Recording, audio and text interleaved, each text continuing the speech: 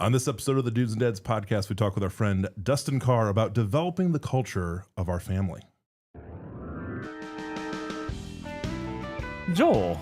Andrew. Speaking of culture. No, I don't know where I was going with that. Oh, well, we have a culture here at the Dudes and Dads podcast. We've never overtly said what it is. I like to call it's the culture of chill, cool, and overly relaxed at times, which is hopefully you're picking up that. This music totally brings that. Like, I mean, it says chill and relax. And as always, we don't say this enough. Dudes and Dads theme song officially provided by none other than Mr. Scott Allen, who knows how to lay down some sweet tracks. In fact, if you've not checked it out, we did some.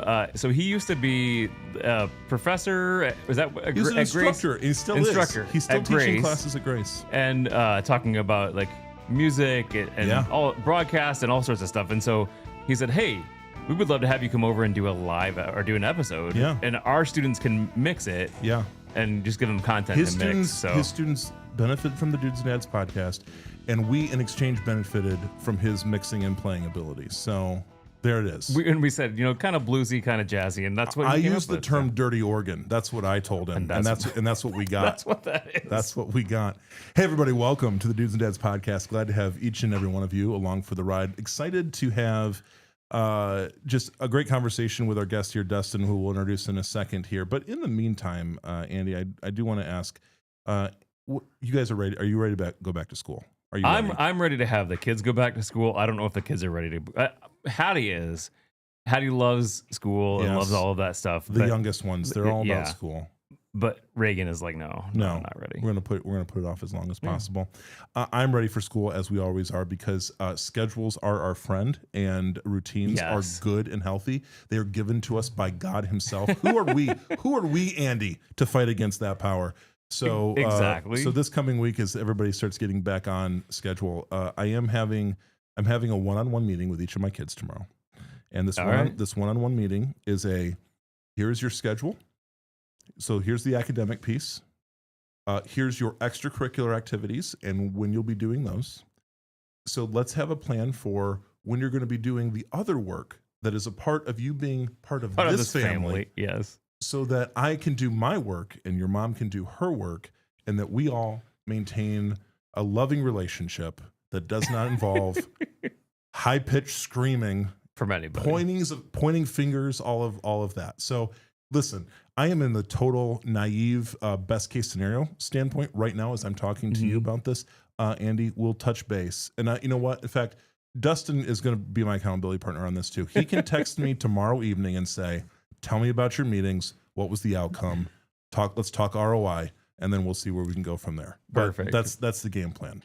Okay? Perfect. I'm excited to have Dustin back. But first, we do have Everence as a sponsor, and we would love to hear from them. Hi, this is Ben Holden, Certified Financial Planner with Everence Financial Michiana, sharing today's Everence Money Minute. You've probably heard about Roth IRAs and may have a good understanding of them, but if not, let me give you a quick overview. Roth IRAs differ from traditional IRAs in that they're funded with income that's already been taxed. The main advantage of a Roth IRA is that after it's been open for at least 5 years and you've reached age 59 and a half, you are able to take both the principal that you invested and any earnings out as distributions tax-free. Additionally, contributions are available for withdrawal at any time without tax or penalty, but that doesn't apply to earnings or funds that have been converted to Roth. While a Roth IRA isn't a silver bullet that will help you achieve all of your investment goals, it is a powerful tool that should be considered as part of your retirement and tax planning in combination with traditional retirement accounts and non-retirement investment options. If you're interested in finding out more about Roth IRAs or the many other financial services provided by Everence Financial, contact me, Ben Holden, at 574-537-8773 or head over to our website at everence.com/Michiana. By the way, Andy, did you mix the music on the back of that one too? I put the music in. Gosh, so good. I mean, I I'm like, I mean, I want to know more about, I mean, it's my job to know about Roth, but I want to know more. Right. I want to know more. Thank you, Ben. And thank you to our sponsors over at Everence. Well, hey, without further ado, Andy, you want to introduce our guest, Dustin Kaehr. Glad to have him, a returning guest. Dustin was on. How long ago? I think our first season. I think maybe like episode 3, or it was pretty early. Way early in this thing. Early adopter, early influencer of this show. I'm glad it's still around for me to come back. You and me both. I'm not sure we had any napkin bets going on then. Right. We had no idea. Hold on. So I just looked it up. It would be season 1, episode 6. Okay. So 6. Okay. All right. So we are 7.5 years into this show, and that just goes to show that let's just say, I'll also say we've been trying to get Dustin on for a while due to my administrative inabilities and due to Dustin's also pretty busy schedule. It's taken a bit. So the Lord, I saw Andy at the fair. And he goes, has Joel talked to you? I said, yeah, we tried. He's like, that's fine. I just wanted to make sure he was doing what he was supposed to. Yeah. So he double checked on you. That's fair. And he needs to.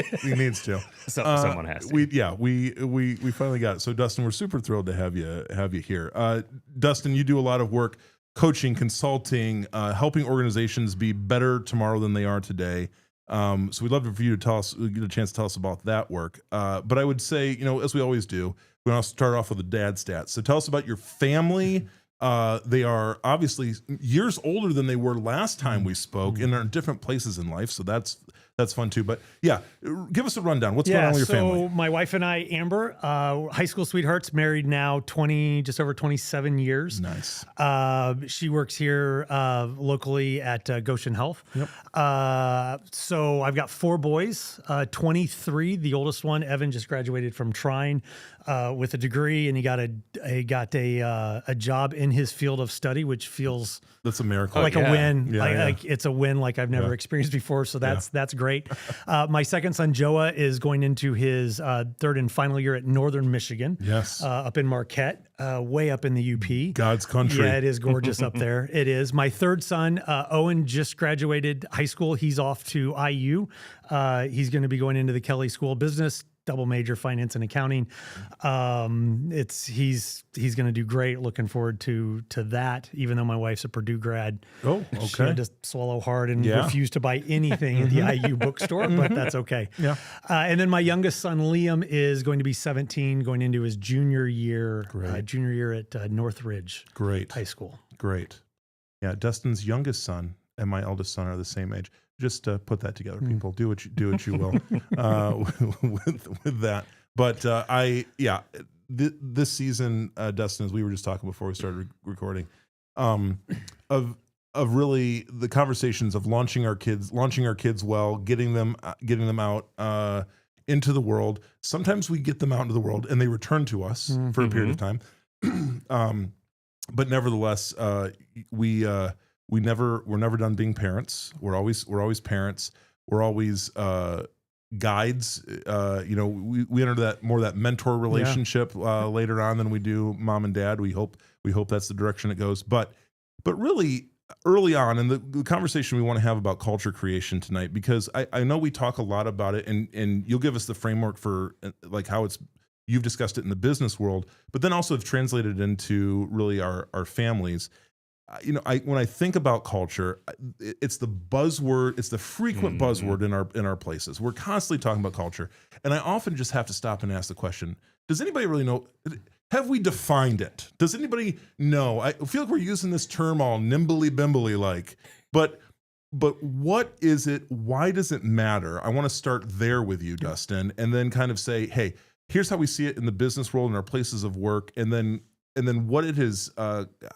How you have observed it and how you've initiated it kind of within a family setting. And then I would just love to kind of jam on that, because I think all of our families, whether we're intentional about it or not, they all got a culture. Everybody does. So what is it, and how do we know, and how do we talk about it? So start us there. Yeah, I think that's a great point, because if I were to get a room full of leaders, even a room full of dads together and go, all right, define culture.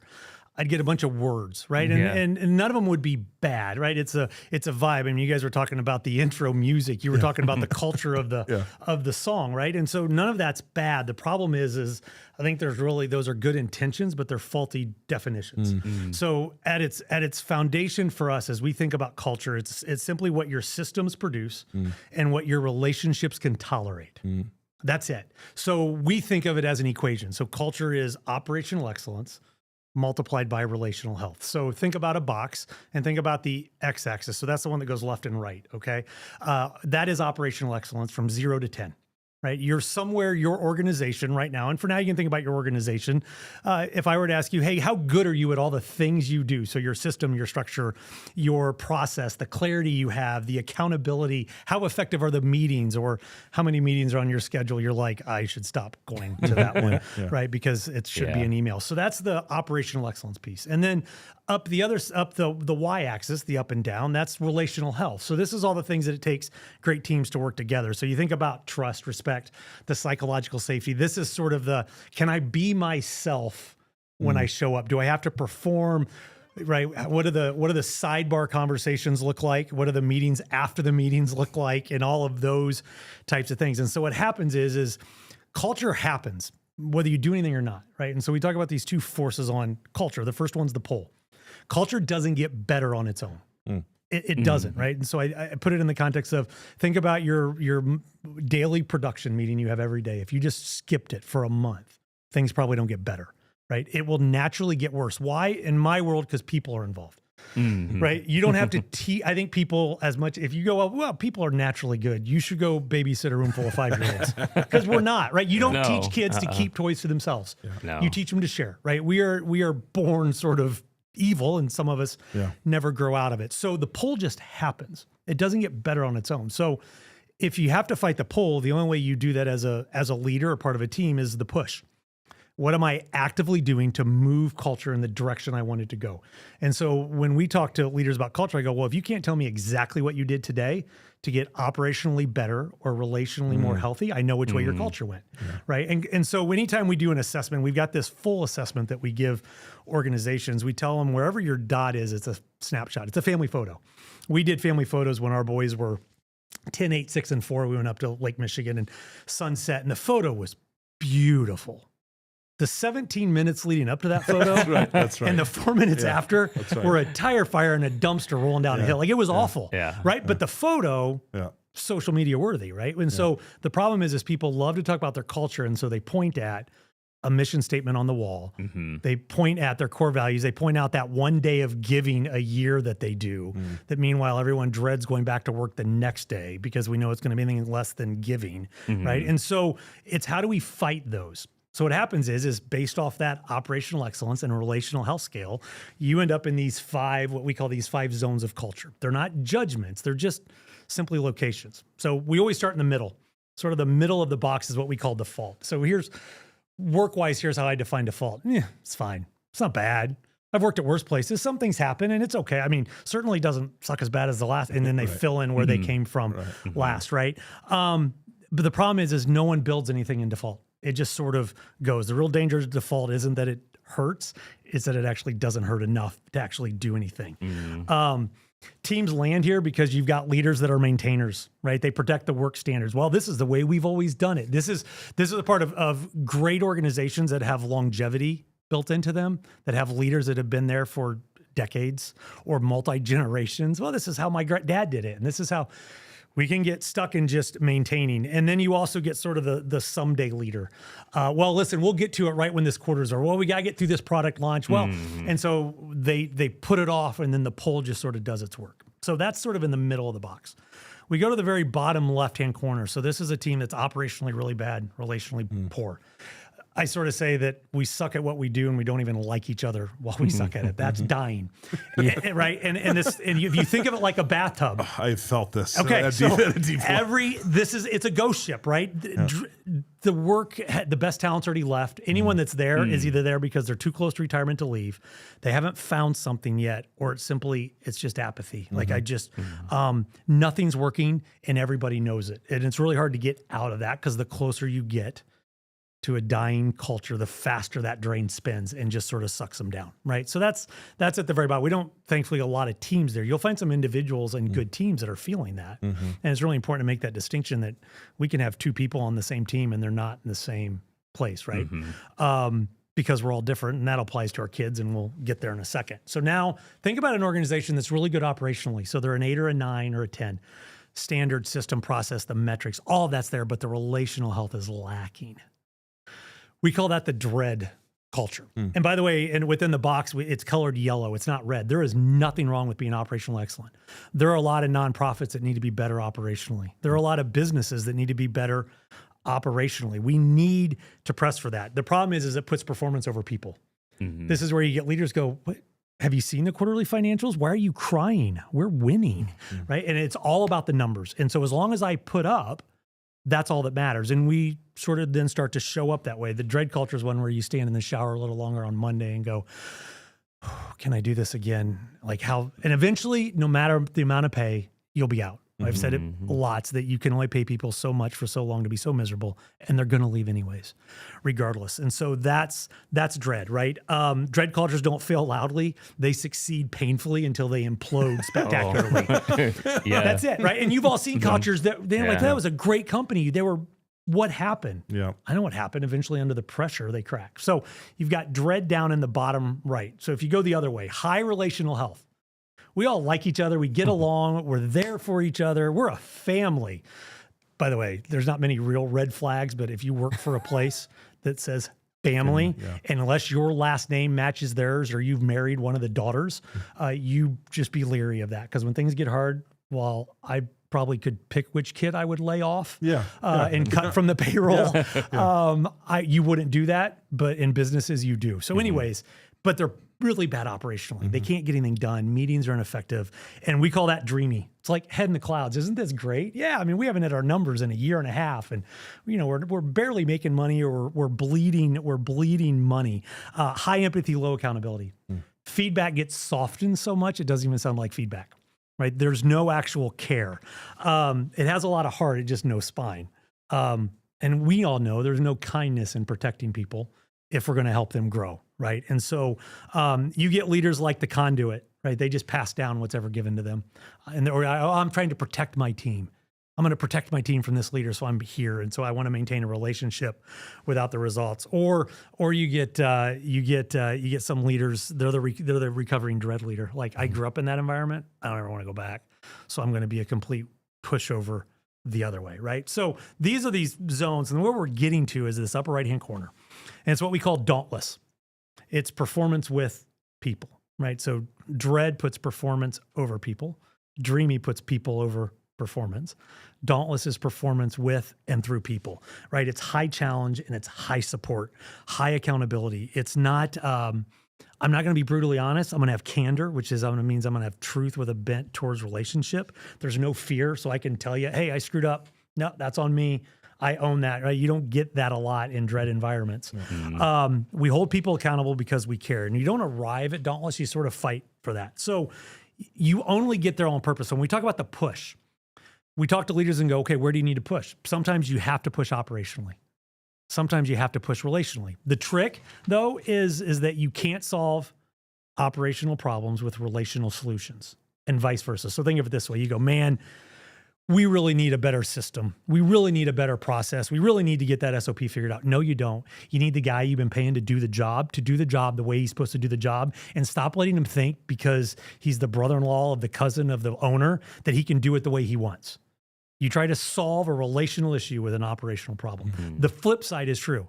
You go, well, we really need another person back there. I'm so short-staffed. No, you're not. Your systems are so messed up that if you add another person, you're simply going to make more people frustrated. So the job of leaders is to go, where do I push? Do I push operationally or do I push relationally? And by the way, we all have a natural lean as leaders. You bring me a problem, I'm leaning towards operational. I'm probably softened a little bit, but I'm much more that way. You take my wife a problem, she's probably leaning relationally. So it's why she brings me a problem. She gets 2 sentences in and I go, stop, I got it. Do this, this, and this. It's fixed. What's next? You want to know what I've learned after 27 years of marriage? She doesn't want 3 steps to fix her problem. No. She doesn't want me to say a word. She just wants me to listen and lean in relationally. So I do, and I nod and bite my tongue and go, we could have solved this last time had you, but we say that into our heads now. That's it. So when you just think about those zones, default, dying, dread, dreamy, and dauntless, operational excellence and relational health, it's the same way at home. It's the same way at home. Right? Operationally excellent. Like what are the standards? What you were talking about, the routines, the one-on-ones you're going to have, right? That's an operational excellence kind of thing. What are the things we're going to do? What are the consequences? What are the chores? What's the expectations, right? And then you've got the relational. So that's not only how the house runs, that's operational. It's how does the house feel, right? Like, can they trust you? How quickly are they to come to you when something happened to them? What is their presence like? Can they bring you the hard things? And so, by the way, the poll works on families the same way, right? Like, stop having date night with your wife for a month or a year and see if the relationship gets better. It doesn't get better on its own. It only gets better with a push. It reminds me of what you were talking about last week in your sermon. You were talking about relationship with God, but you said there is no middle ground. There's no neutral. There's forward and there's backwards. And That's it. It is the pull, right? It is. It's that idea that we as humans, it's that slow, steady, without even knowing it's gotten worse. All of a sudden, how did I get here, right? And we see it as parents. Like, how did I get here? My kids are now 18 and they're leaving. I had all these things I wanted to do with them, right? Which is when the first time I came on was around the Dear Boys book. And so the book had dauntless at heart before I even ever labeled dauntless, right? That book, that entire book is a push. Yeah.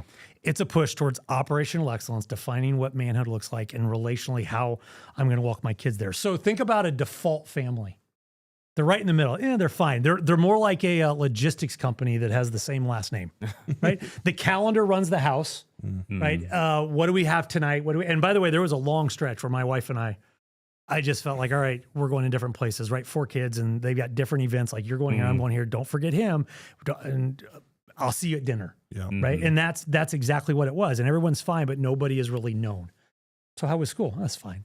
Right? How was work? That's fine. It was exhausting, same stuff, but it was fine. And so both parents, as it relates to our kids, both parents sort of go, well, yeah, I mean, we're doing we're doing our best. We're doing the best we can. And by the way, there's that verse in Hebrews that says that our parents did the best they could. Like, I lean on that hard because at some point my kids are going to look back and go, what an idiot. Right. And I'm going to lean, go, man, I hope they know I was doing the best I could. But the problem is it doesn't hurt. It just quietly costs you years with your kids. Right. And next thing you know, you sit around on a Sunday night as you're getting ready for work and you look around and everyone's on their devices if they're still hanging out in the same room with you, or they're somewhere else and you just don't even, it's not that you don't care. It's that you've lost the energy to care. It's not bad. We don't need counseling. We don't need to do, but it's, it's fine. That's the problem, right? It's the someday parent. When this travel season's over, as soon as they get out of elementary school, man, once they start driving, like, it's someday we're going to do all these things that we said we're going to do, right? Or it's the maintainer. Like, the kids are fine. Like, no news is good news. So we're good. So I think you get a lot of families that live in this default. They're not bad. The problem with default generally is that as soon as a small crisis comes, it spins everything quickly. People don't live in default very long, right? A parent loses the job. It spins the family out. Right? A parent gets a huge promotion. It could spin the family out for better or for worse. So we don't live there wrong, right? The way back, though, isn't a speech. It's not a vacation. There's got to be care before some correction type stuff. Like, we've got to work through it. And then you get to a dying family, right? So think about a dying family. They're roommates, right? And doors are closed. Kids aren't talking. Kids can't wait to leave. When do I get to be 18? How soon can I get out of here? I don't want to be here. There's no emotional margin. You're yelling all the time, so nobody wants to say anything because dad may lose his mind again, right? That's hard too. If, like, me, I joke with people that I'm loud because in my house growing up, if you weren't screaming, nobody heard you. And it's not because the house was really big, but that's the way it was. And so anger has always been a thing, right? And it drove me to counseling one time years ago to go, okay, I don't want my kids to wince every time someone spilled milk at the table when they were 7, because the air gets sucked out of the room. Because how's dad going to react this time, kind of thing, right? But small things in a dying family culture blow up, right?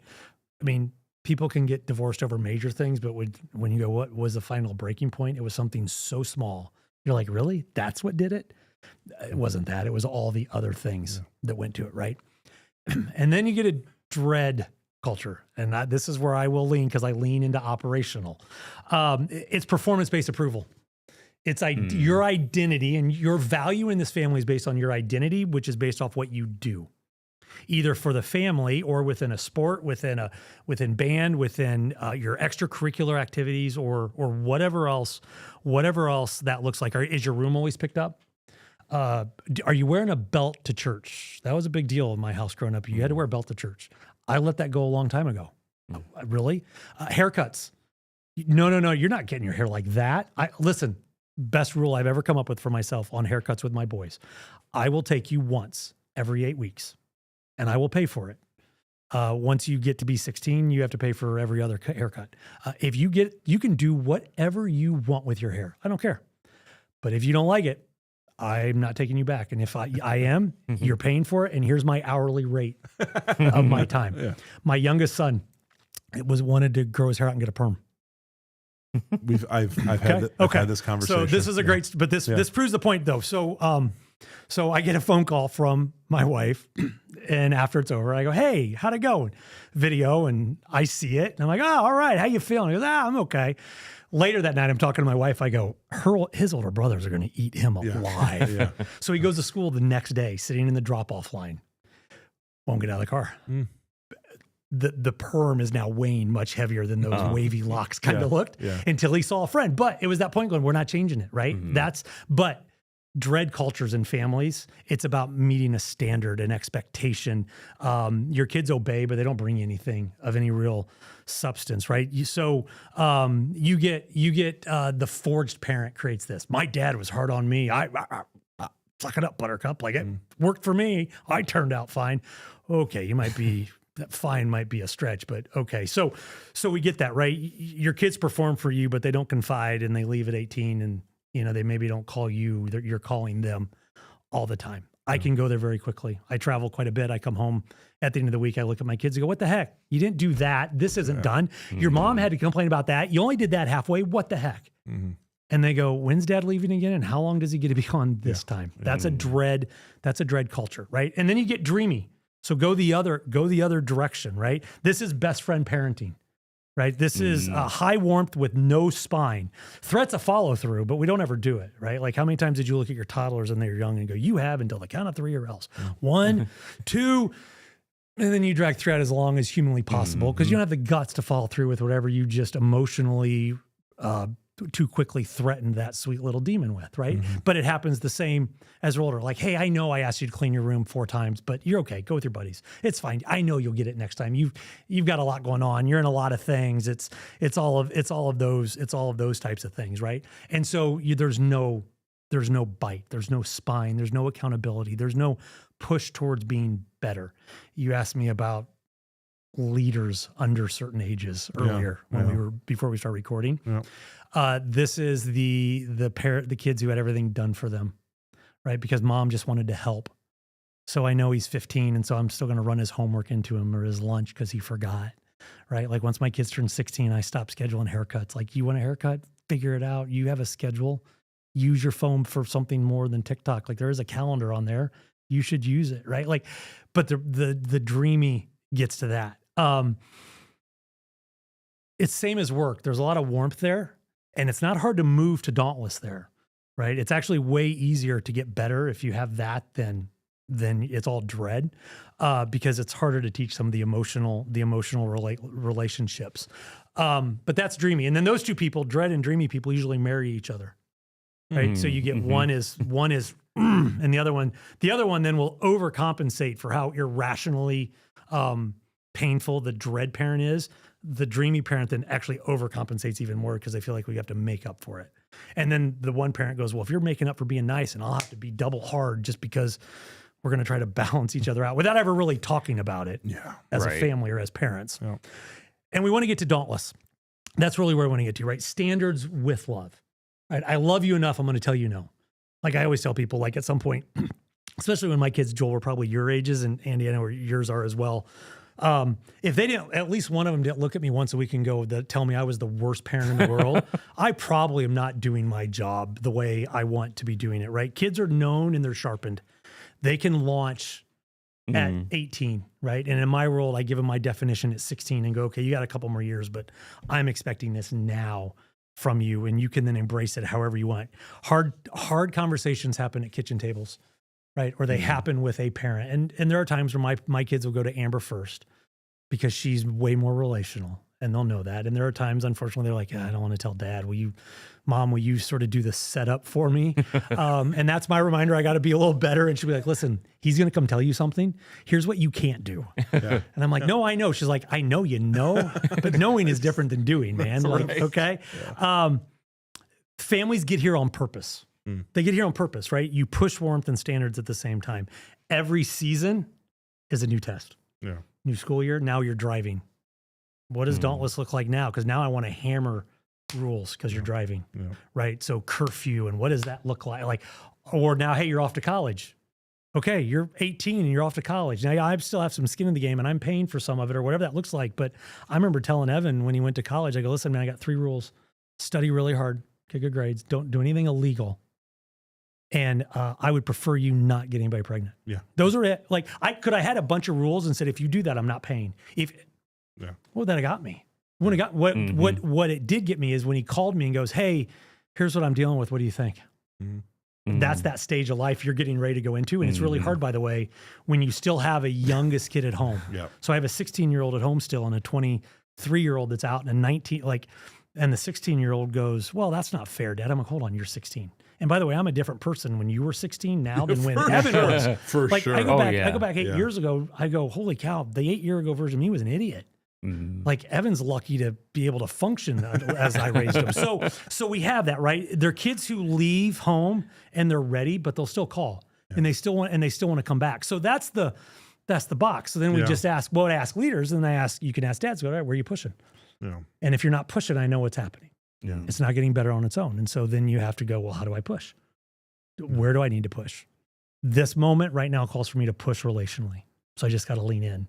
Yeah. I got to set aside the outcome for the good of something else, right? Like I've got to set that aside. Or you know what? I actually need to hold the standard. I said you're not going to go if you don't have it done. That means I'm not just going to take your word for it that your room's clean. Yep. Send me a picture, send me a video, FaceTime me, or I could just get off the couch and walk up the 14 stairs and check the room. But how many times do we not do that? And then we get mad when by the way, that happens at work. I mean, think about it, right? Yeah. The boss says, oh, it's not done. It's done. And they don't check. And then they're mad at you. Like, they're the exact same. Yeah. They really are. Now, if we did an assessment for families, we'd have to come up with different questions, but it's the exact same thing. Right. Yeah. And so then we start going, what kind of culture do you want? And so we talk about dads going, I want a dauntless culture. So what do I have to push?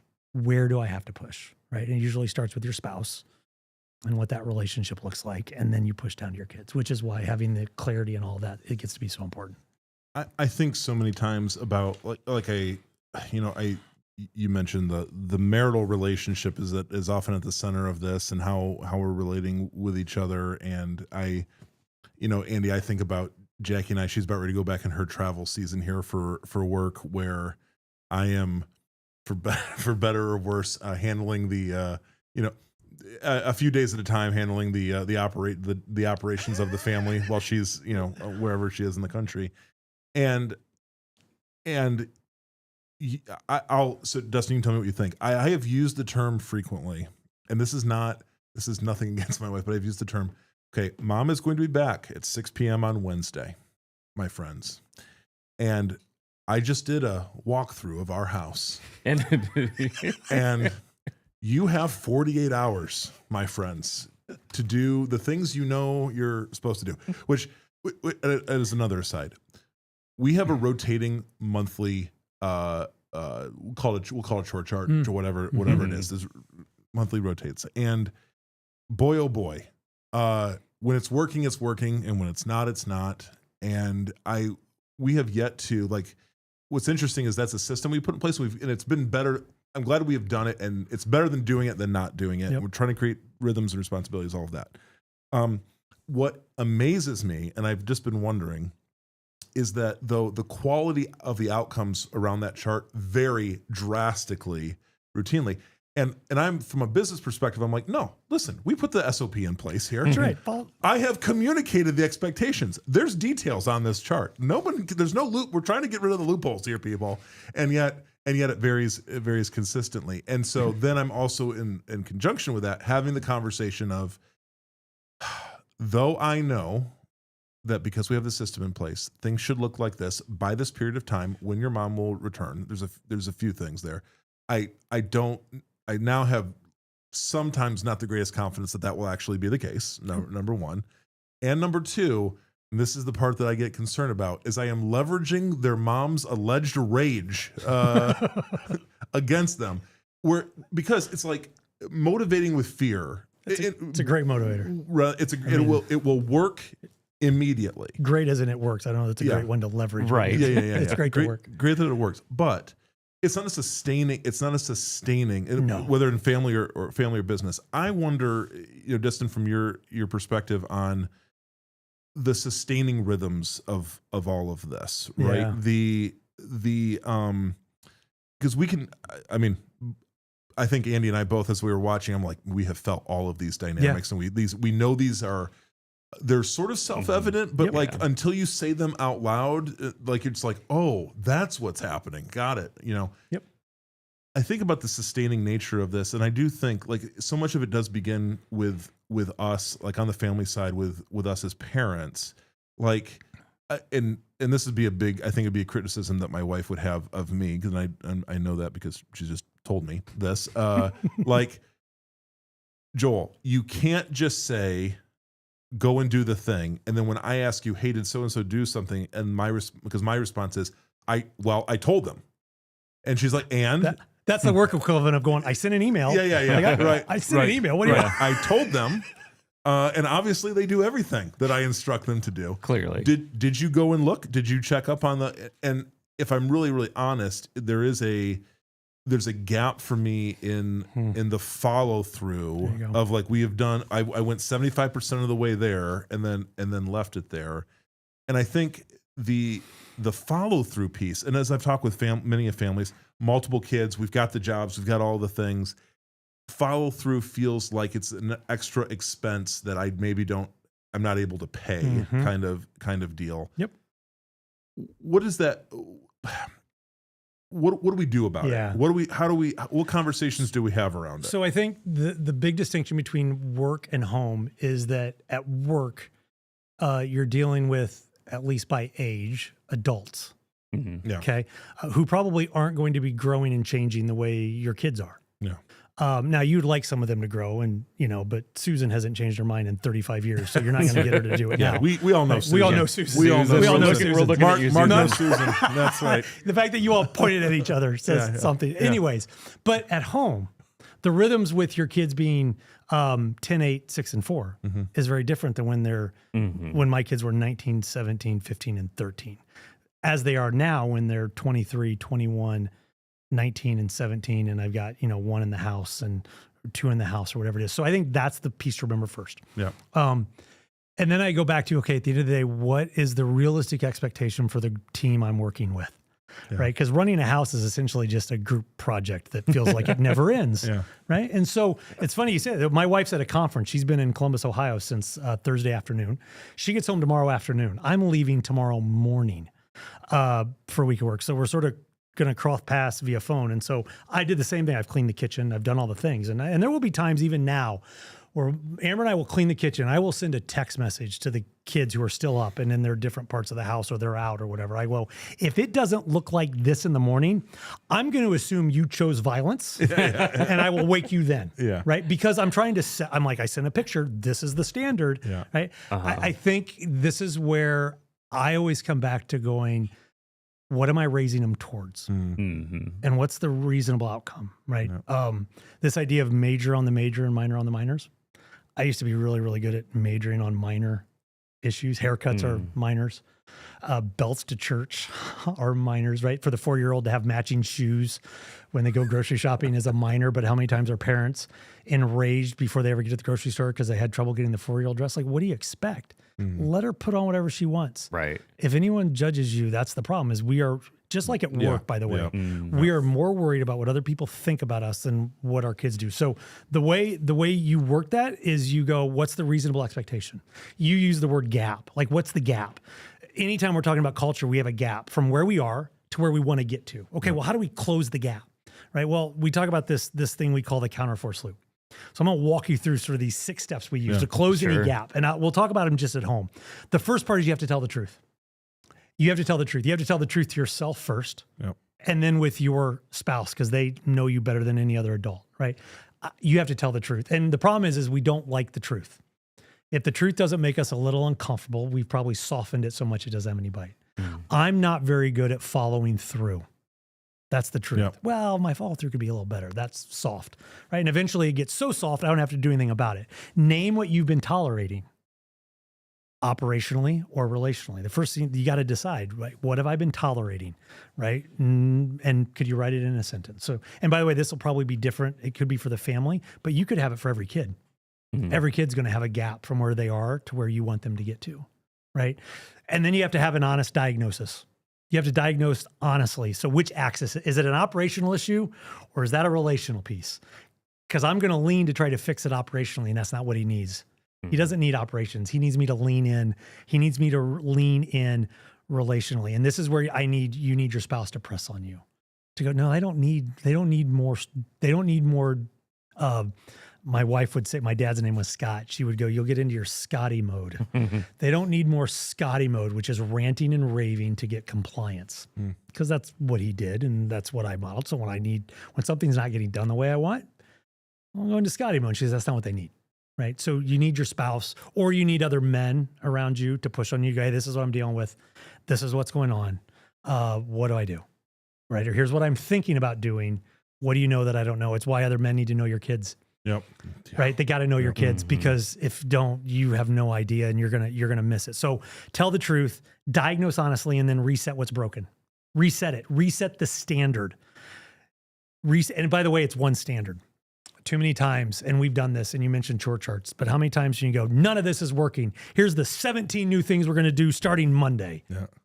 How many times does that work at work? Yeah. When you go, you know what? How many times does it work with your own health? Like, you know what? I'm going to get to bed early. I'm going to track my sleep. I'm going to be up at 5 a.m. I'm going to drink 18 glasses of water. I'm going to eat 197 grams of protein. And I'm going to work. No. Just pick one. Just pick one standard. Give it a date by which you're going to do it and one owner. Not 5 things, just one. Just pick one, right? Reset what's broken, just one thing. And then you have to hold the line. Yeah, this is where it sounds like your wife would say, hold the line. The line isn't hard to hold when it's going well. It's really hard to hold on a Tuesday night when you just got back from 3 different practices and you're just flipping exhausted. It's hard to hold when you look at your summer and go, well, yeah, we're at the Ball Diamond 9 nights a week and 7 hours on a Saturday, Sunday, and we're not, that's when it gets tested. How well do you hold the line, right? And by the way, you will have a kid or more. If you have multiple kids, you'll have at least one that knows exactly where the crack is. Yeah. They know where to push. By the way, because they've seen you do it, right? When you don't hold the line for your own standard, right? Like if I want to yell at my kids to put dishes away, but mine's sitting there, hold the line, right? If I'm not doing it first, then I can't hold the line on them. And when they don't, I got to hold the line. I did it today. My kid disappeared from the kitchen and I'm looking at dishes and I yell his name and he won't come. So I do what we all do now. I called him. He was down in the basement. I called him. I go, Liam, come up here. What? I go, I'm not doing this over the phone. Come up here. So he came up. I go, any of this yours? Well, yes, it is. Please put it away. Right? That's holding the line. Could I have? And then he'd be like, well, it's just a cup. Son, it is so much more than just a cup, right? Because now I'm thinking about you as an adult. Oh, it's just one class. It's just one, whatever it is, right? And then you have to show visible progress. That's the 5th step is you have to show visible progress, which means you have to be able to tell your kids, hey, I really appreciate it. Look how much better this has been. Hasn't it been great not fighting about the dishes this week? Man, it's been so good. Wasn't it great to have mom not come home as a Category 5 hurricane? because we didn't do the thing we're supposed to do, right? And then the last step of that is to just repeat it under pressure. Yeah. So pick a gap, tell the truth, diagnose it honestly, reset one standard, hold the line, even when it's hard, show progress, and then pick another gap. And that's how families move forward. Mm-hmm. And you, by the way, you all and your listeners, you could look at your kids now and go, oh, I did that with them that one time when we did the thing. Mm-hmm. That's it. Like that. And if that sounds exhausting, it is, because it's just a constant thing of loop. So how do you do it? Yeah, you recognize, okay, what's the realistic expectation, right? My 16-year-old doesn't have the same standard as my 21-year-old. Mm-hmm. That's not fair to the 16-year-old, right? It's easier for me, right? Just like at work, it's not fair to hold the standard for the guy or the expectation from the guy who's been here 10 years to the brand new person. Mm-hmm. Like there's got to be a little bit of room for personality, right? And all of those types of things. Yeah. As you're looking, you've sort of named things as you're looking at your kiddos now, and as they're close to being fully out of the house. How do you and your wife talk about your empty nest years? What is because we say this on the show all the time. Mm-hmm. We're raising kids that we do want to hang out with when they're adults. This is because we'll spend more time with them as adults than we will at any other time, which feels, by the way, crazy to me because we're putting so much effort into these years. Yeah. And it feels like they take a while. Yep. And then some of us have had multiple children and just spread that period out over time. Like I remember I was telling my daughter, who's now 10 and is super smart and can appreciate this. I was like, Molly, before we knew that we were going to have you, I had calculated that all your three brothers were going to be out of the house and I was going to be 48 years old. And that felt really great to me because it's like, I'll have lots of energy left and I'll have I'm going to have all these kids out. We started early and we moved on. And then I said, and then we had you, and now I'm going to be 52 before we.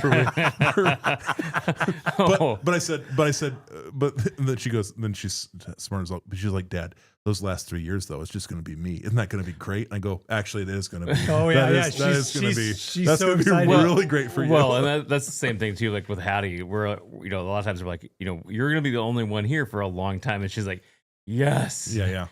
About time. Oh yeah, my youngest is already bragging about the spring break trips he'll take these last 2 years that his brothers never did. So good. Because I only have to pay for one kid. It's all of those things, right? But as we think about toward that end, what is a job well done for you? What do those years after they are out of the house, in light of all this work that we're doing? Because doggone it, there better be an ROI here. It better work. What's the hope? Yeah. So let me start with this. People always said, "Hey, you're going to miss it," when they were young and they were in all those other stages. They go, "Oh, you're going to miss that stage." Mm-hmm. And every time, no matter when it was, I would always look at them and go, "Try me, try me." Yeah. I'm still that way. I don't miss it. Like I enjoyed them. Yeah. I would never want to go back. Yeah. Right. So what does it look like now? Success look like now for me? I think it's that idea is like, we're getting glimpses of it. So we took a road trip this summer as a family to Montana. We've been going out every summer. I do a bunch of work out there, but this year we took a literal road trip. Like they rented a 15-passenger van and they all drove out. Amber, the 4 boys, Liam took a buddy. We took the dog, and the older 3 girlfriends all came with us. Oh, wow. We figured we're just going to pressure test every relationship, every relationship we got right now. Let's just now. Road trips are good for that. They are great for that. And then I drove back with them. Okay. And so it was like 4,300 miles over the course of a week. And so there were times when we were sitting around with most of the family and the girlfriends, and we were playing Dutch Blitz. And I had this moment of like, this is it. Yeah. This is a job well done. Mm-hmm. They want to be around. They still want to go on a vacation with it. Of course they do, because I'm paying for it. So like, of course they're going to go because they don't have any money to do any of this cool stuff. And my third son's a golfer. He'll play anywhere I want to play golf because he knows I'm paying for it. But that, to me, that's a job well done, right? Yeah. And aside from that, even if it wasn't, they always wanted to be around us, right? I look at my oldest son, who now has a real job, and he's working through figuring out what budgeting looks like. My second son, who said, "Hey, I'm going to live up in school. I'm going to live up at the house this year. My job here fell through. Dad, I worked the budget. I got it all done. I think I'm going to be fine." And I'm going, Okay, at 19, you got that, right? I've got my third son who's going, hey, I'm going to IU. Here's what it looks like. And here's what I think I'll graduate with, I'll graduate debt-free, or this is what I'll have. Like, I get glimpses of it, right? I don't think I'll ever get the full picture of it. I think we get the full picture of it in hindsight. Yeah. But we get these moments, right? Joe, my second son, came home because he turned 21 this weekend. So he had Thursday, so he had to get a driver's license. So him and the girlfriend came home. And so we went out to dinner. Amber was gone, but we went out to dinner. It was him, his girlfriend, Owen and the girlfriend, and Evan. And we were just laughing. Like, they were still not adults, because again, the whole frontal lobe isn't developed till 25 kind of thing, but it's conversational. Yeah. I'm not managing a dinner like, stop it. Will you stop picking on your brother? Stop, put that down. Do not. So that actually happens eventually? It does not. Yes, it does. It doesn't ever go away. You just say it less. Yeah. And what you threaten is, you don't threaten spankings, and you don't threaten, what you start threatening is like, I'm not going to pay your insurance kind of things. Like, I can't, my boys always wanted to wrestle, and there was a time when I could handle them. Right. Yeah. And even when they were probably bigger and stronger, like, I have a higher pain tolerance, and I'm not above fighting dirty, so I can still win. But there got to be a point where I knew I couldn't. Yeah. Like, when my oldest just firearm picked me up over his shoulder, I just said, listen, if you don't put me down, I will not pay your State Farm bill. So it doesn't go away, Andy, but you just learned that it gets to be different. So for me, that's well done. Mm-hmm. They want to be around. We get to enjoy them at a level where I'm like, okay, I can hang out with them and we can have fun, but they're still our kids, and we still get all of that. But that's what we're working towards, because now I project that 10 years down the road or 15 years down the road. And I start going, okay, now what could that look like? But that means I better know where I'm pushing them. Yeah. Mm-hmm. Right. Yeah. Means I better know, what am I trying to get them to? Yeah. Because otherwise I'm just going to leave it up to the poll. The world will tell them where to end up. And when we're looking right now, I mean, in friends, the current, this is why we have Mark here. You could look at the current numbers. The percentage of children, adult children, that are estranged from their parents, I think it's in the 35 to 40%. The number is strikingly high. And I think it's easy for us. It would be easy for us to say, oh, that alienation or that distance is because of being overly heavy-handed with kids and overly controlling and all these sort of things. I want to actually bet it's on the other. I want to bet it's on the other side. I want to bet that it is families that are removed from each other, that are not having the hard conversations, that are not looking at the dashboard and saying, "Man, what can we press into? What can we be more intentional with?" That's so. Just if we're talking about like an epidemic level of family distancing and estrangement, that estrangement is probably coming much more from a place of lack of intention than it is over intention. There's no push. Yeah. There's just no push. Or it's the push in the wrong. It's not the push in the best direction. Mm-hmm. Right? Mm-hmm. Like I'm pushing all towards operational excellence. It's about grades. It's about your GPA. It's about what school you go to. It's about how much money you're making. Or we just push relationally. You can't blame your kids or your spouse for the culture.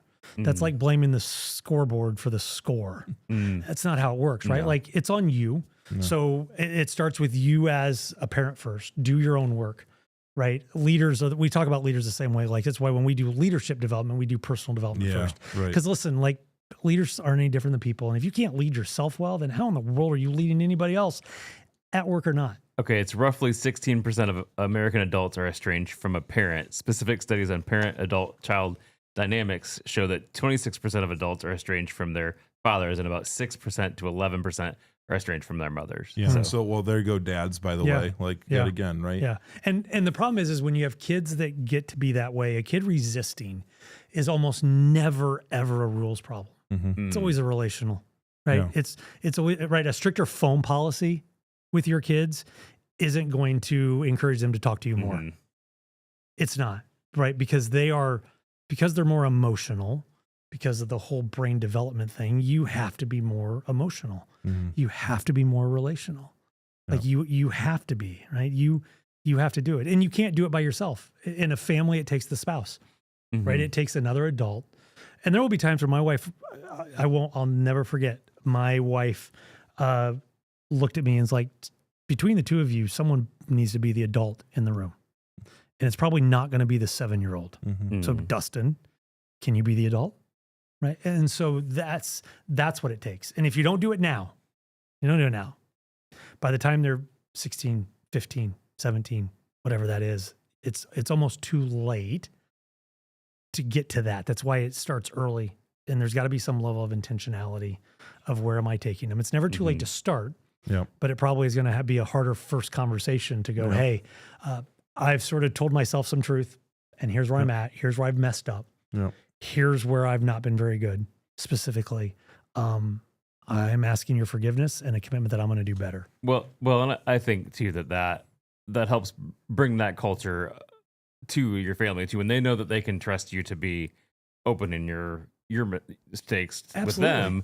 They're more willing to be able to go to you and say, hey, Dad, I messed up, or be open with you on that. Absolutely. So. Like if you go, my kid will never apologize. Well, when was the last time your kid heard you say you were sorry? If you don't think your 9-year-old knows when you're acting like an idiot, no, they fully know. Right. So when have you apologized for a behavior that you want them to apologize for? Right. And again, if people haven't done that work, it's why you see grown adults acting like 5-year-olds in the cereal aisle, not getting their way. They just don't have the skills. And some of it's on them, but some of it's they were raised that way, right? Like we got to, as adults, we have to be in a spot for ourselves first, and then for our spouses, and then ultimately for our kids to get the culture we want. The good biblical truth, these words of Jesus, that wisdom is proven right by her children. And I just thought about that multiple times, that there will be outcomes here that aren't immediate and obvious, that will take time. But then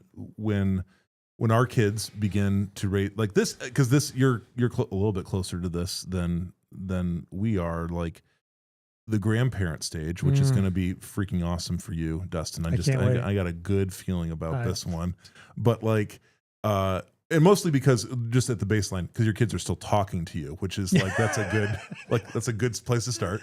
But to see a generational iteration of these play out, your kids will play this out differently than you did. Absolutely. And that is fine, and that is good. Yep. We're not, because I think for our listeners, I think what you're hearing here is frameworks, general helpful directions, streams that you should be in, streams that you should not be in.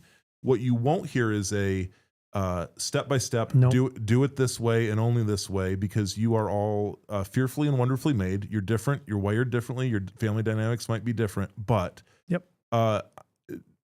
truth is truth. Good is good. Bad is bad. And so live in those places. Have the conversations that need to be had. I think we think about train up a child in the way to go, and when they won't depart, and we think of that as going, well, this step and then this step and this, and it's not. To me, it's about what are the guardrails, what's the boundaries for who you're going to be as a person, right? That go back to the Dear Boys book about going, what does it actually mean to be a man of God who has kingdom impact on your family, friends, and community by thinking differently, leading courageously, living passionately. Start with that. Make it whatever you want. Yep. But if I lay the groundwork, your feet are in the right direction. What path you take, it's going to be very different for each one of those kids, because God has created them differently. Right. They're each, every different kid. But I know which way they're going to go. If I were to say, hey, we're going to Chicago. We're going to go to Chicago. We're going to go to Sears Tower. That might show you how old. I did just turn 50. But anyways, you're going to there. We could all go there, and we could all go different directions. But we'd still get there. And I think too many times as parents, because we're worried about what other people think of us, well, you got to go this way. We got to do that. Well, which is why if you're the youngest kid showing up at the school, you go, and they look at you, oh, you're Evan's younger brother. You're so-and-so's younger brother. And instantly all the good and bad get projected on that kid. Right. Which is why sometimes the second one or third one will completely go off the rails just because I don't want to be like my older brother. So I'm going to intentionally be just the opposite. So I think that's it. Like, what's the path, man, where do I want their eyes and where do I want their feet? And now let them walk. Let them change lanes. Like at some point my kids are going to come and go, hey, I got a job. We're moving. I'm like, I don't want you to move. Like, I wasn't on the committee though. They didn't ask my opinion. And that's okay, because I'm not going to get in the way of that. If we say we're doing all the right things, and when it comes time for them to execute on the things we trained them on, we better sit back and be quiet and actually prove it out. Yep. So many times I think we're so scared to let our adult-age children do that because we're like, oh, I want to make that decision for them. Like, because I don't want it to be bad. Well, come on, you all know the best. I mean, you learned more from any bad decisions than good ones. Yeah. Right. Yep. And just hopefully those, my goal is that my kids' bad decisions are not like the kind that just like, ruin their life forever. Right. Yes. Like there's safe there's safe and safer bad decisions. No, absolutely there are. And I always wanted my kids to make bad decisions in the thinking process, but never in the execution kind of thing. Right. And there are decisions that my kids are going to make that they have a different framework, right? Because there were things in my family history that I broke. There were things in my wife's family history that we broke that my kids aren't growing up with. They don't have some of the memories that I have and some of that baggage to work through. So we're already pushing them towards dauntless a little bit in that way. Yeah. Oh, the dauntless family. Friends, it is possible. It is good and it is possible. We also, you've maybe heard it sprinkled in here through this conversation. What makes it possible is first and foremost that God is part of that conversation, right? And that we're not just depending on if this was please don't hear that this conversation is under our own power and under our own strength, right? Like we need our community and we need our community creator and we need our God to be coming alongside and guiding and directing those steps. Cause none of us are smart enough to do it on our own, and we'll choose the easier path 9 times out of 10. And that is, I don't know, something about destruction, something about, the Bible says a lot of things about that path. So let's just help each other out. Let's not do it. Andy, now, so Dustin, first of all, that's phenomenal. That's fantastic. We're going to, the stuff that Dustin has shared here, we're going to make him available. So you know how to get a hold of him, whether you're just trying to figure out next steps maybe for family. I'm sure Dustin would love to have a word with you. Dustin, how can people get a hold of you? Yeah. So the easiest way is going to be finding me on LinkedIn or Instagram, Dustin Kaehr. They can also email me. How do you spell your last name? Oh, geez. Okay. So it's Kaehr. Yep. Kaehr. But you'll have to put it in the notes and we'll give you my email. And all of that stuff. As always, you can head over to dudesanddads.com and we've got all of our show notes, and we'll make Dustin just annoyingly simple to find out on the interwebs, and all of that will be good. But this is a conversation all of us need to be having, friends. I really feel like, Andy, I mean, this conversation is a way of, it sort of summarizes the hope for this show in general, that we're just being intentional as men, as husbands, as fathers. And by the way, that we're also linking arms with our brothers here, right? Like, and just saying like, hey, let's make stronger family. Yeah, let's do this. Let's do this together. We're on a mission together for it. So that's really, really good. I appreciate it. Obviously, before we let Dustin go, though, we have to do something. And now it's time for the Dudes and Dads pop quiz. Fantastic. All right. Okay. So I'm gonna let Mark answer the first one. Over there in the shadows, I can't see you, Mark. Mark, are you teed up for this? Are you ready? Okay, let's have it, Mark. First question. We're gonna do this one a tiny bit different. Okay. I can't wait. I expect nothing less. The option 1 through 5. I've got 5 in the chamber ready to go. Oh man. Number 1. Okay. Ooh, number 1. If a penguin in a visor walked in this room right now, what would he say and why is he here? The penguin's wearing a visor? Yeah, well, yeah. What's he going to say and why is he here? Why is he here and what is he going to say? Okay. We tried to warn you, Dustin. No, there was no adequate warning for that. Nope. Just so we're clear. A penguin walks into this room wearing a visor. Why is he here? Why is he here and what does he say? Yeah, absolutely.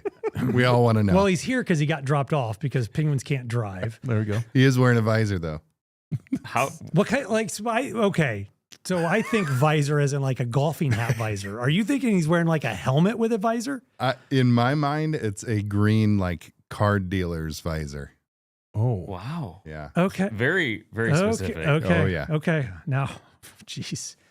Okay. So I'm still going to stick with he's here because he got dropped off because he can't drive. And he's going to say, anybody want to play poker? okay. Because he's got that hat on. Perfect. I don't know. That's what I would have said had you not said the visor. visor. Those are you who are watching on YouTube. I just put a picture of a penguin and a visor on screen. Chat GPT created it, but I mean, did it. Okay. I have to do that. Thanks, Mark. He doesn't get any more questions, does he? Nope. That's okay, it. That's it. He's been sequestered.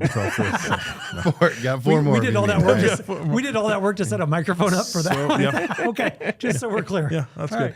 Right. My question, Dustin, if you need to hide a body, which one of your family members are helping you out? My third son. Okay. Owen. What is it about Owen that uniquely qualifies him for that job? So the reason it took me a second is because I was debating between my second son and my third son. Love it. What now between the two, Owen is, he's wicked smart. He is so black and white. Mm-hmm.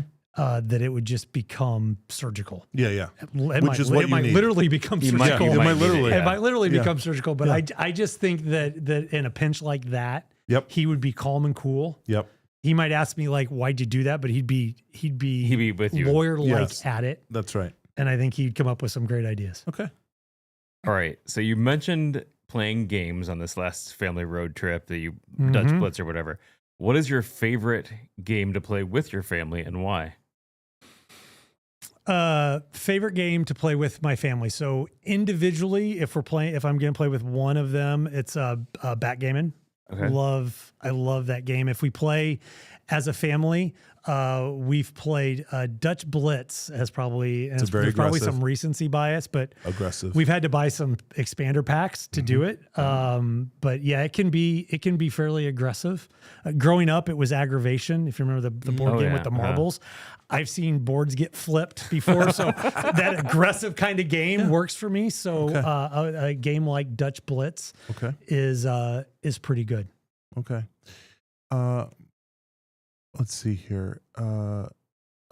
Because you travel a lot. This, we should, for those that travel more, worst airport experience. We were going to Florida a few years ago for Christmas, snowing in South Bend, and it was like 7, 8, 9 inches, and we got delayed. And then we went through Charlotte. We were supposed to land in Orlando, but we got diverted to Fort Lauderdale. And so it was, with all the kids, it was terrible. Yeah. We got in late, early the next morning. We were at the airport at like 6 a.m., didn't get until almost like 2 a.m. back into Orlando after we rented a car and drove. I about assaulted a guy at Walgreens in front of my 9-year-old because he was trying to tell me I didn't know how to run the self-scanner after I'd been on the road for the better part of 17 hours. And I just was like, I know Jesus. Yeah. You might want to tell him hi for me. About there. So it was not my finest moment. I think the worst travel stories are always the ones with kids. Yeah. I can handle about anything by myself. I've had some rough layovers and many car rentals from Chicago or Minneapolis to drive home. Yeah. Nothing's worse than when you have your kids with you. I'll do a follow-up. Favorite airport? What do you think? For me, it's either Minneapolis or Portland, Oregon has a really cool one, but I get through Minneapolis a lot. Okay. They've got a PGA lounge there that I get into, so I can sit and watch golf or putt a little bit. They've got like 6 or 8 simulators. Okay. So if you ever fly through Minneapolis and you need a layover, it's right there at the end of the main mall area. So, okay, that makes sense. Great. Do we have one more yet? Okay, hold on, because I feel bad. Okay. I'm going to take question number 3 from you. Let's get one more. And it cannot be. Now, hold on. I guess I'm going to give you the chance. Yeah. If it's weirder than the first one you asked, then just I'm going to go no. But if it's not, and I don't know if I can even trust your judgment on this. Yeah, this is a good one. I mean, I have a weirder one, but this one's not. You have, all right, this is called the karaoke hostage situation. Oh, okay, I like where this is going. Your best friend, to save their life, you have to pick one song to perform in karaoke. What is it, and how confident are you that your friend survives? Man, I really like the answer till the second part of that's really good. It's going to be, I'm going to give you a couple of different options. It's either going to be Friends in Low Places. Great. All right. Garth Brooks. Yeah. Right. Great. I think I could do that. I could do Piano Man by Billy Joel. Yeah. And I could probably even do Paradise by the Dashboard Lights by Meatloaf. I think all three of those. I don't know that they would die. They might come out with a flesh wound or two, but I think they would survive. I think any three of those I could probably hit. I have an early video of, I think it was Molly, where I'm singing Friends in Low Places, and I get the one line out. I go, blame it all on my roots. And then immediately she goes, no. She's like 2 years old. So love it. I know what my outcome would be. All right. So what, Mark? I'm just laughing at that. All right. That's good. I promise mine will not be that weird. Perfect. This is my last one. Okay. If you pass this, you're done. You I gotta leave? Yeah. You gotta leave now. It's going back to the traveling thing. Okay. So again, you travel a lot. So what's your favorite food that you have got when you were traveling somewhere? Yeah. Okay. So I've traveled more this year than I ever have. So I've gotten to be a creature of habit and routine. So it's a couple things. It's Fairlife protein milk with a double shot of espresso. So that's my iced coffee. Oh, that's it. Just go get the 42 gram protein and a double shot of espresso with a large cup of ice. That sounds like a hack right there. That's it. Okay. I buy Chobani yogurt when I travel. And when I'm in a car on a plane, it's the mini Starburst, the mini chewy Starburst. All right. That's it. And probably a white Monster every now and then as well. There we go. Okay. It's the white Monster that does it all. That's the meal. That's like the menu of champions, by the way. I don't know if you line listed all that Dustin, and said, describe the person that would eat all of this. Dustin, are you 10 years old? Yes. Yeah. Remember the whole... No, because he said Chobani yogurt. Yeah, no 10-year-old eats yogurt. That's right. That one old man. Yeah. That's awesome. Well, hey, Dustin, congratulations. You have officially passed the Dudes and Dads Pop Quiz. I'm glad to have you along. As always, guys, you can head over to dudesanddads.com. You can check on all of the previous shows, get our show notes from this episode. Like I said, we'll make Dustin easy to find. By the way, if you have a company, have Dustin come in and talk with your people. He will help you. It will be a good thing. So be sure to check out his site. We'll make sure that's available. Hey, as always, you can shoot us an email over at dudesanddads@gmail.com if you've got ideas for future shows. Harsh criticisms you want to send our way, or we love future those. pop quiz questions. Future pop quiz questions, and because Mark is ready and waiting to take all of them. Okay, that's anything else, Andy? You want to say? Last but not least, I want to get a voicemail. Thank you. 574-501-4467. Yeah. Call us, please do. Hey, everybody, thanks for checking in with us, spending your time with us. We appreciate it. And until next time, we wish you grace and peace.